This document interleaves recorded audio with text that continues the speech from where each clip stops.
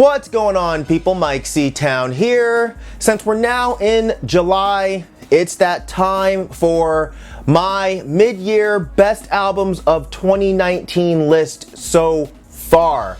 What you'll notice first off is that there are no hip-hop albums on this list, and that's because I do a best of list for hip-hop albums with my guys on Dead End Hip Hop. So if you want to know what hip hop albums are dope as shit this year, make sure you guys go check my other channel out. I'll put a link down there. I also feel like I should go ahead and explain how I compose my list. I don't care about trying to work out which albums have better riffs or is objectively written better. How I base my list is on what I've listened to the most, what I've returned to the most so far this year. And that's really it.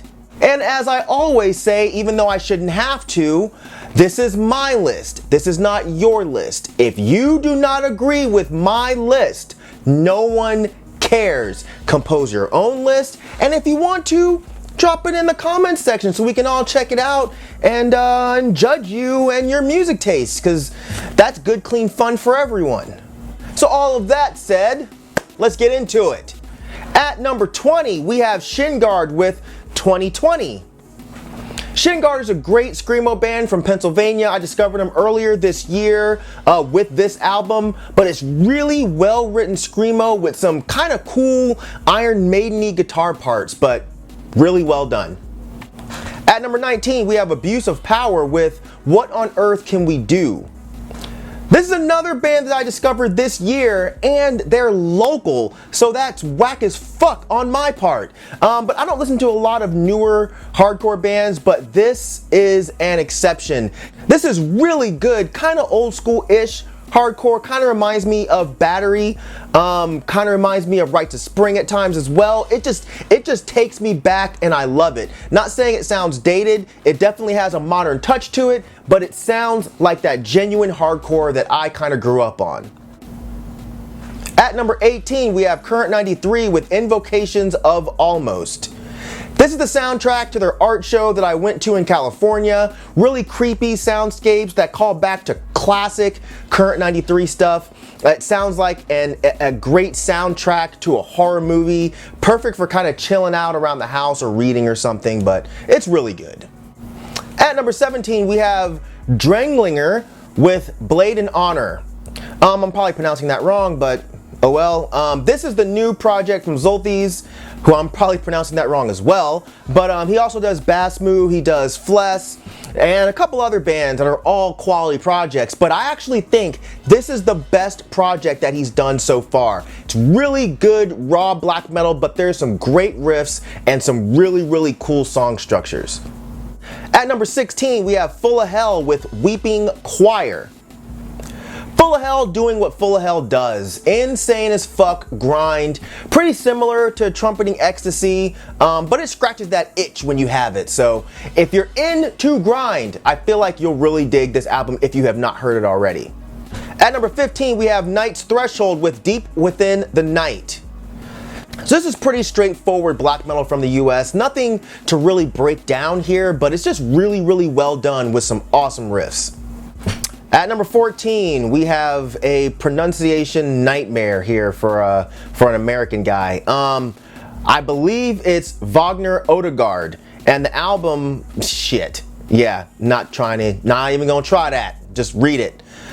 This is the guy from Vulcanize and Tom Het, and he comes through with some really, really well done punky black metal. I'm not a huge fan of his other bands. I think they're cool, but this one, I believe, takes the cake. I believe that he really, really, really stepped it up as far as songwriting and everything with this album, so great stuff. At number 13, we have Health with Volume 4, Slaves of Fear. Noise rock, noise pop, whatever you want to call it, but this is a great album that I don't feel like I've seen enough people talking about this year. I feel like it got a little bit of buzz when it came out, and then it kind of faded away a little bit, but great riffs, great melodies. It's harsh when it needs to be, while lush and pretty when it needs to be. At number 12, we have Orville Peck with Pony. This one totally snuck up on me. I don't know where the fuck this dude came from, but he's pretty brilliant. It's like Elvis Presley meets Roy Orbison meets Sisters of Mercy, with like this weird kind of Western tinge to it. A lot of people are calling it a country record, but I personally think it's so much more than that. But it's definitely worth picking up. And because I heard it so late in the year, that's why it's so low on the list, but I can definitely see this creeping up as the year goes on. At number 11, we have Coil with Swanyard. So what this is a couple hours of unreleased Coil material. It's probably weird to put this on a best of the year list, but it's Coil, and this sounds like vintage Coil. It was written in the 90s, but it was only released recently, and it's a real gift for Coil fans. At number 10, we have Devil Master with Satan Spits on Children of Light. Great black metal death rock crossover band. Sounds like if the guys in 45 Grave discovered black metal. There's also some kind of Christian death, Rick Agnew kind of riffs thrown in there. I think this album definitely leans more on the death rock side than the black metal side, which is awesome to me. But yeah, this is definitely worth hearing. At number 9, we have Ravenzang. Yep, you can read the title there too. It says black metal from the Netherlands. I haven't seen many people talking about them so far this year, but this record kills. It sounds like the classic older raw black metal bands, you know, not this newer stuff that just sounds like a wall of pointless noise that a lot of people just seem to gobble up. This sounds like it actually has some substance to it, and it's really, really fucking good. At number 8, we have The Drums with Brutalism.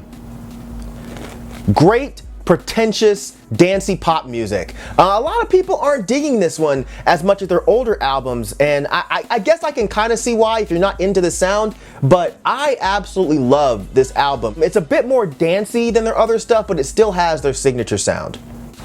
At number 7, we have Pissgrave with Posthumous Humiliation. Brutal, nasty, ugly as fuck death metal from Philly. Nothing detailed to break down here.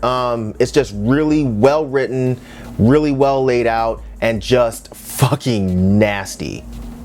At number 6, we have Father Befouled with Holy Rotten Blood. More ugly, evil death metal. Personally, I think this is some of the best material that these guys have written. Subservient Nescience is probably my favorite song from them right now, but there are some serious riffs on here. It's ugly as fuck, it's evil as fuck. It's so goddamn good. At number 5, we have Departure Chandelier with Antichrist Rise to Power. This release is definitely on a lot of people's lists, definitely on a lot of people's minds, a lot of people's tongues. It's kind of melodic black metal, but still with a nasty, kind of raw edge to it, and some really tasteful keys laid out over it, but it's definitely worth checking out.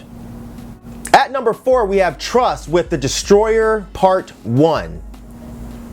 Trust are a Canadian electronic kind of dark wave group.